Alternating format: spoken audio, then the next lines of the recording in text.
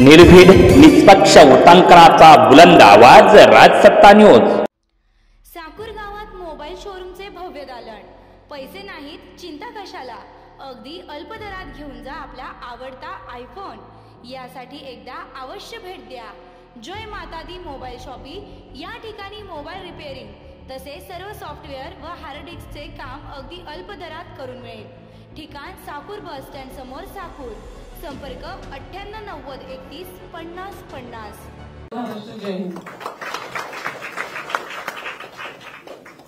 मी भाऊंना विनंती करतो की आपण या ठिकाणी आम्हाला संधी द्या। माननीय अध्यक्ष महोदय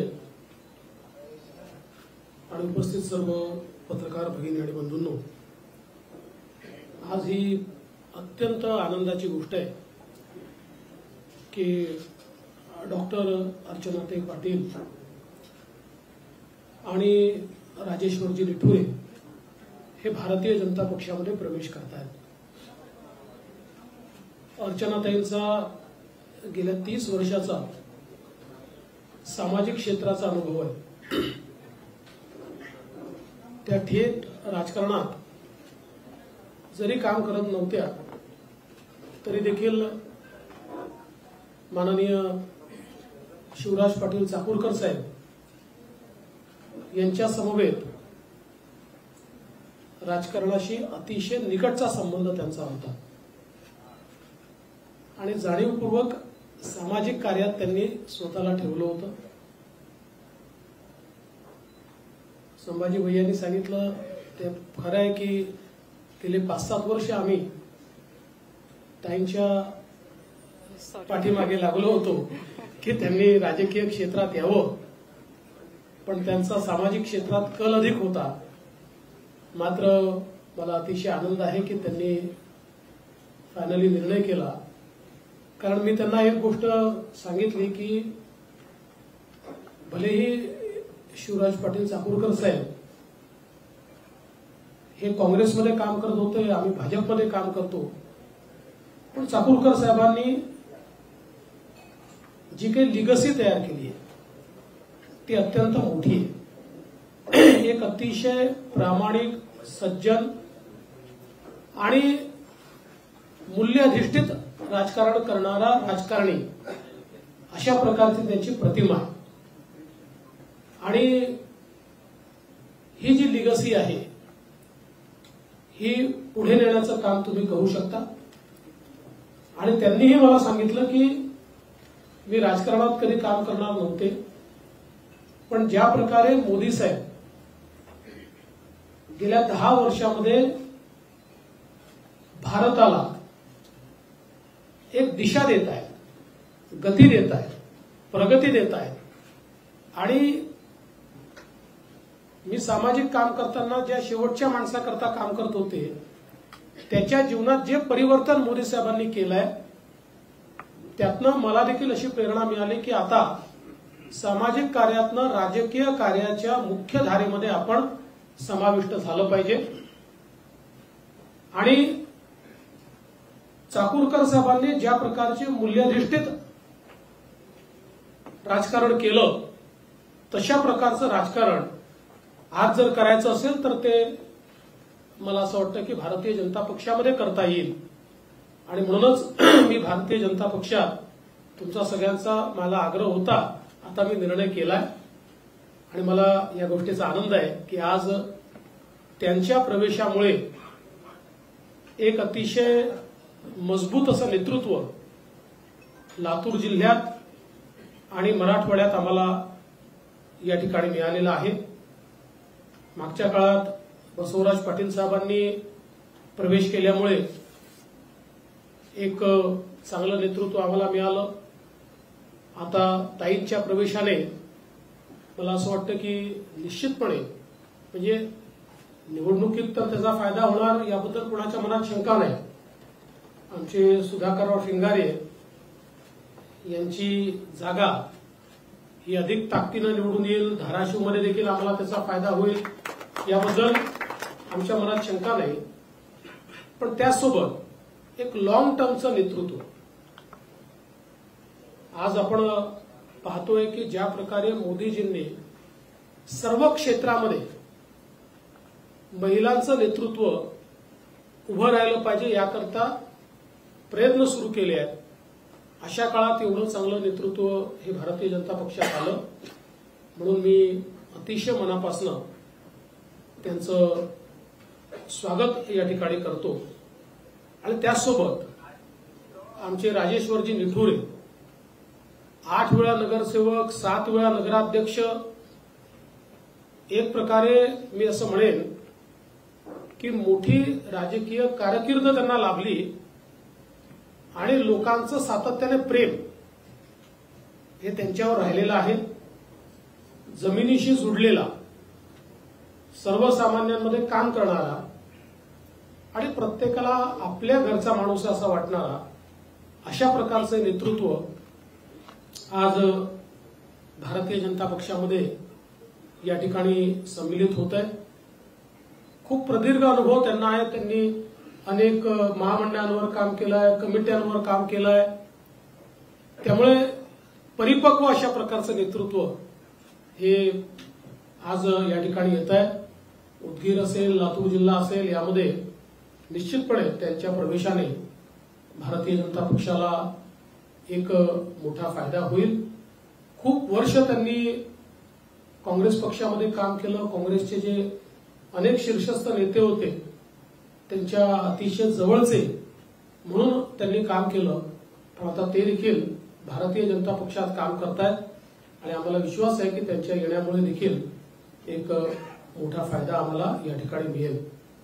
मी आज या दोनही व्यक्तींचं भारतीय जनता पक्षामध्ये स्वागत करतो आणि मला विश्वास आहे की येत्या काळातली त्यांची वाटचाल ही अतिशय चांगली या ठिकाणी असेल. खरं म्हणजे ताईंनी तर सांगितलं की मंचावरचे सगळेच लोक हे त्यांना आग्रह धरत होते.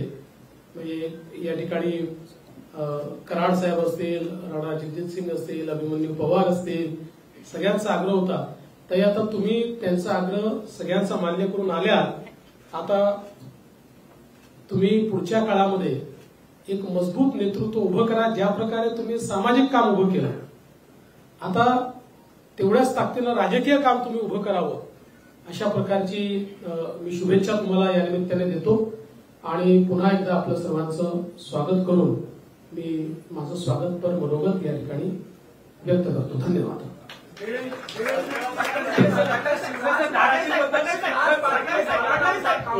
एकाला प्रश्न विचारा. आधी मराठीमध्ये करू आणि मग हिंदीमध्ये. मराठीत करू आधी अभिषेक.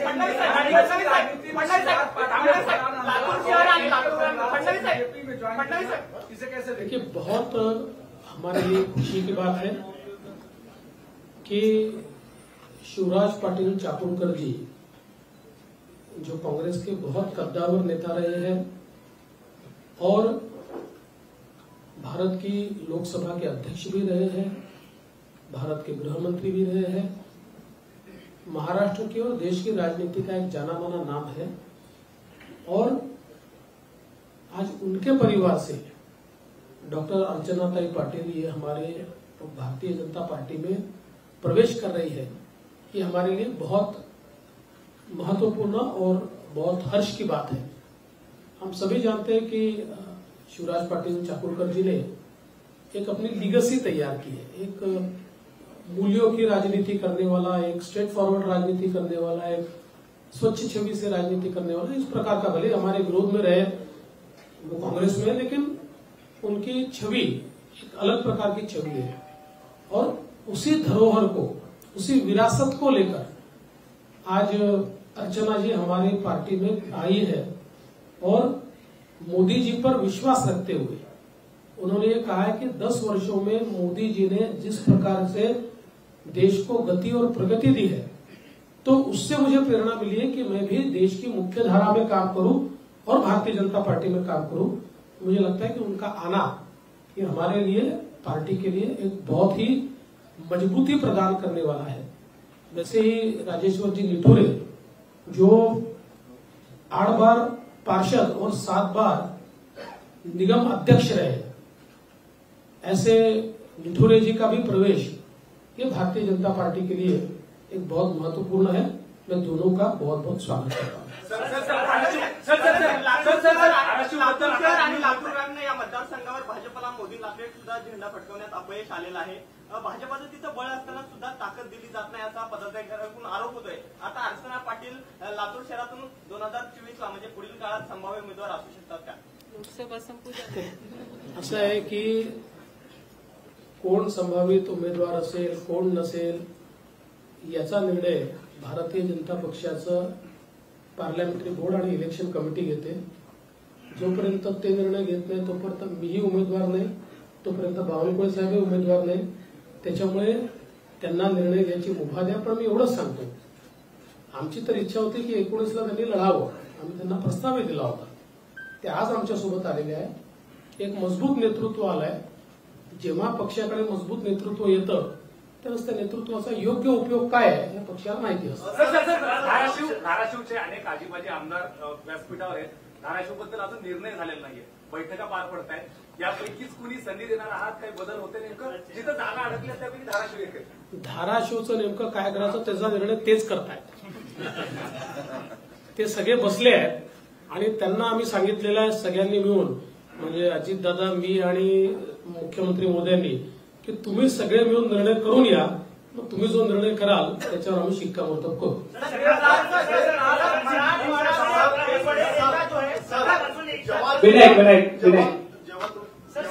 एक चर्चा सुरू आहे की मराठवाड्यात एक बडा नेता भाजपच्या पक्षात प्रवेश करेल, भाजपमध्ये प्रवेश करेल।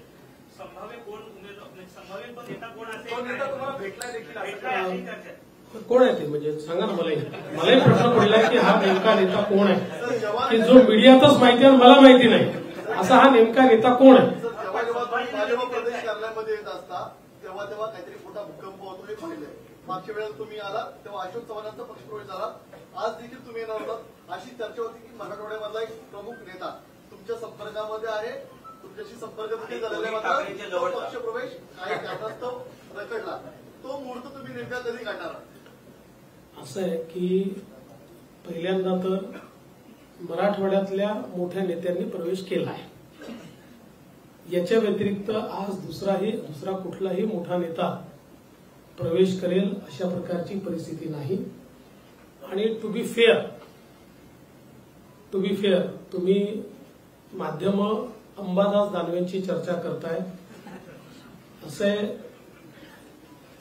आम्ही जर ऑपरेशन केलं ना तुम्हाला कळतच नाही, आणि तुम्हाला कळलं तर लक्षात ठेवा ऑपरेशन नाही। त्यामुळे अंबादास दानवेंची आमचा कुठलाही संपर्क नाही, त्यांच्या प्रवेशाची आमच्याकडे तरी कुठलीही चर्चा नाही। रात भर ट्विटर ट्रेंड कर रहा था कि महाराष्ट्र में राजनीतिक भूकंप होने वाला है और आज ही होगा या सोमवार को होगा। बहुत से पत्रकार, अरे मैं भी आपको पूछना चाहता हूँ भाई, ये भूकंप क्या है मुझे तो बताओ। जो भूकंप हम करने वाले हैं ऐसा बोला जाता है, तो उसका सस्पेंस हमारे लिए तो छोड़ो, हमको तो बताओ कि किसके बारे में बातचीत चल रही। अगर कोई अच्छा नाम होगा तो हम भी उसका पीछा करना चालू करेंगे। रिमोट हा तुमच्या हाती असतो, ऑपरेशन कधी होतं हे खरंच कुणाला कळत नाही। मात्र सर येणाऱ्या काळामध्ये ते ऑपरेशन होणार आहे। असं आहे की निवडणुकीमध्ये काही प्रवेश वगैरे होतच असतात, काही कमी अधिक भूकंप होतच असतात। आज तरी असं कोणी नाही, किंवा ज्या माणसांना तुम्ही संशयाच्या घेऱ्यात उभे करताय, to be fair to them, त्यांच्यापैकी कोणी नाही।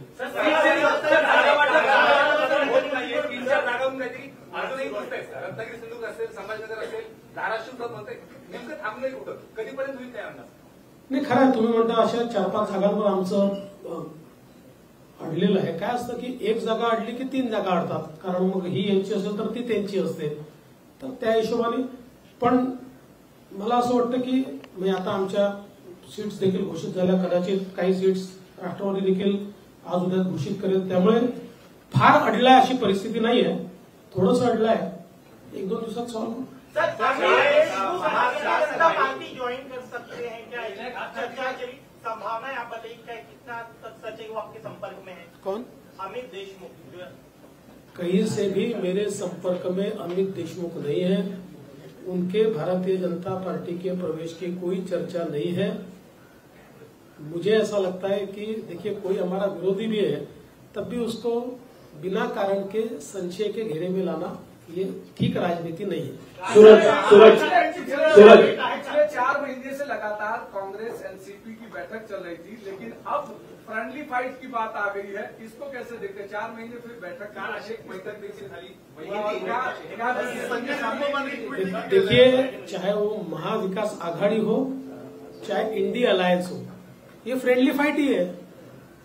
ये सब फ्रेंड करके बैठते हैं, एक दूसरे से फाइट करके वापस जाते हैं, इसलिए फ्रेंडली फाइट ही चल रही है 4 महीने से। महाविकास आघाडी असो की इंडी अलायन्स असो, ही फ्रेंडली फाईटच आहे। गेले 4 महिने तुम्ही बघताय, हे फ्रेंड म्हणून बघतात आणि फाईट करून वापस जातात, त्यामुळे फ्रेंडली फाईटच त्यांची चालू आहे।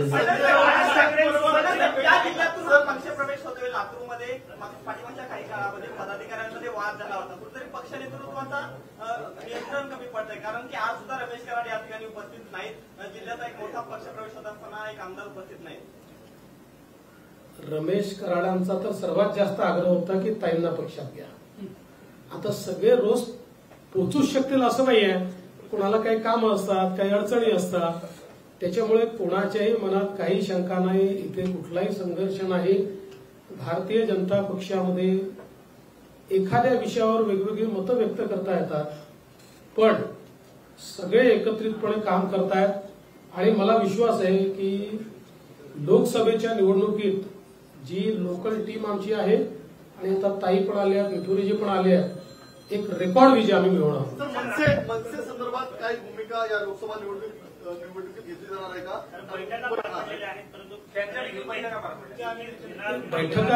बैठका झाल्या आहेत याबद्दल कुठलीही दुमत नाहीये।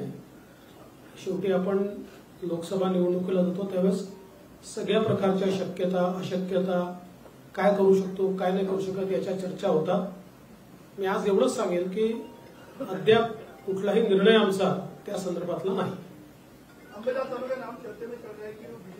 बोल दिया भैया, क्यों बेचारे अंबादास दानवे जी को विपक्ष के नेता है, क्यों उनको इतना परेशान कर रहे हो आप?